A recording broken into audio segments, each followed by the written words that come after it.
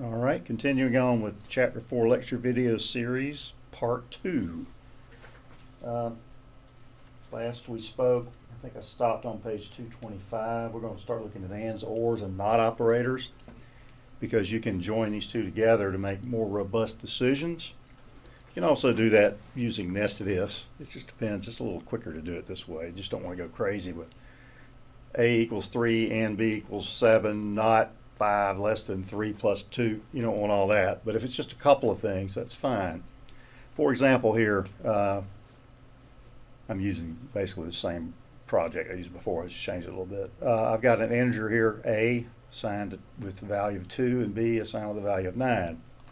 Now, if I wanted to use a comparison here, I could use an if A is equal to 2.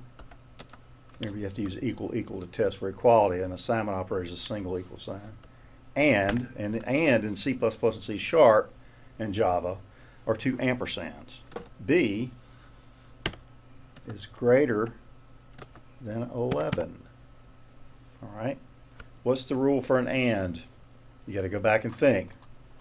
Remember, on a Boolean evaluation, it doesn't matter how many of these ands and ors and nots and logical comparisons you have in a statement. When it's finally evaluated, it will evaluate down to one and only one of two values. It's a Boolean, which means it's either going to be true or false. All right, so for an and, for this whole thing to evaluate as true with an and, okay, the expression on the left and the expression on the right both have to be true for the whole thing to be true. If either one or both are false, the entire thing is false. Now, there's something also called short circuit operations the compiler uses to speed things up, or the designers use. If the rule for an and is that both of these statements on both sides have to be true, and it sees one here that's not the first one it looks at, then there's no need to look at the second one. We already know that the entire thing is not true. It's false because both of those have to be true. For example, if I change this value to 3, now this is going to be false. Using the short circuit operation, this would never be checked because we already know the entire thing is false. All right. If the first one is true, then both have to be checked because they don't know. This one might be true, it might be false, but they both have to be evaluated. So we know A is equal to 2. That part's going to return true. Then it's going to look at and see if B is greater than 11. It's not. B is not greater than 11. It is in fact 9, which is less than 11, which means this side is false. Go back to the rule for an and. In order for this entire thing to be evaluated as true, both sides have to be true. That's not the case. This side is true. This side is false. So the entire thing returns false. That's an and. All right. Let's look at the or operation. Two pipes. That's shift and the left leaning backspace, right under the backspace key, right next to your right curly brace. That's an or. Let's look at the rule for an or. For an or to be true, only one of these sides has to be true, or both can be true for the whole thing to be true. So would this or statement right here return a true or a false? Think about it. A is equal to 2, right? So that's true. B is not greater than 11. It's less than 11, but it doesn't matter because only one of these has to be true. Either one or the other has to be true for the whole thing to be true. So this would actually return true because only one of them has to be true. And further, with the short circuit operation, this would not have to be looked at. Only one needs to be true for the whole thing to be true. So this is true. That's the end of the story. The whole thing's got to be true no matter what you see over here. If it's false, still true. If it's true, still true. The only way for an or to be false is for, to be false is for both of these to be false, which is backwards from an and. Okay, the only way for an and to be true is for both to be true. So there you go. Let's see what we have here. Page. Not operators just reverse the logic of what's inside. So if I did this right here, a not operator is an exclamation point. if this returned true in here, the not operator would turn it into false before the if looked at it. So that's what it does. It just flips the logic. It's just a switch. Okay. All right, so that covers that. Let's look at my little application I have here. And it's very similar to what's on page 128, figure 4-17. Again, I just kind of used what I had. We want to check to make sure the integer entered by the user is between 1 and 10 inclusive. I should have put that on there.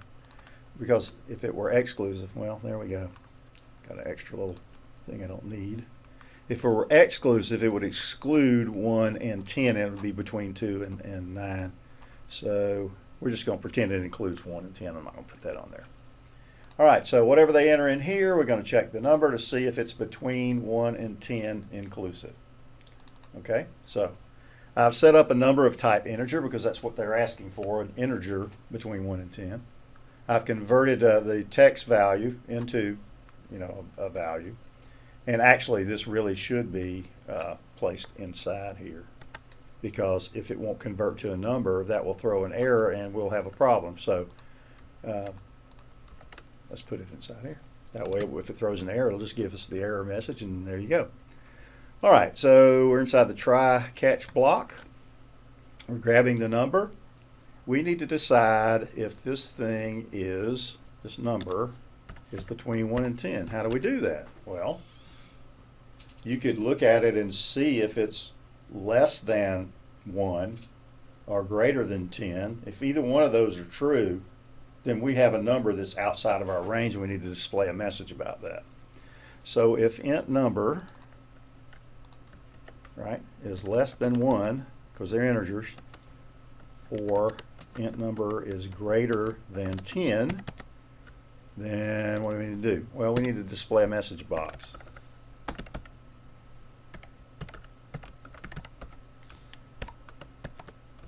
Number is out of range. Now, we don't really care whether it is less than 1 or greater than 10. In this case, it's just a wrong number, and they'll have to try again.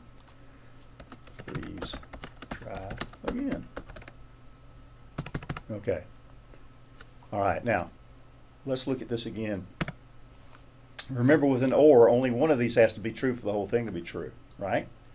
It can be less than 1, and it doesn't matter. It's not going to be both less than 1 and greater than 10, right? So it can't be an and, because it's only going to be one or the other. So it's an OR. If int is less than 1 or int is greater than 10, either one of those are true, that number's got to be out of range. It's got to be a 0 or -3 or 25,000. Either way, it's out of range. What if it's not false? And you could write this either way. You could write it the opposite way, where if it's the correct value, then you would up here it would be true, and you'd put correct number. But we're going to do it this way, since I already started it this way. The book's probably doing it backwards from me. That's fine. Number is in range. Congratulations, or something like that.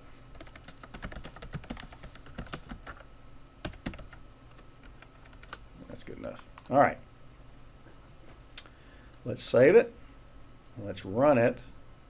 See what happens. Bear with me just a minute.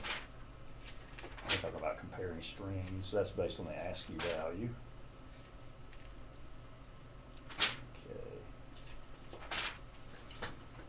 All right, so what we're doing here is we're validating a data range, right?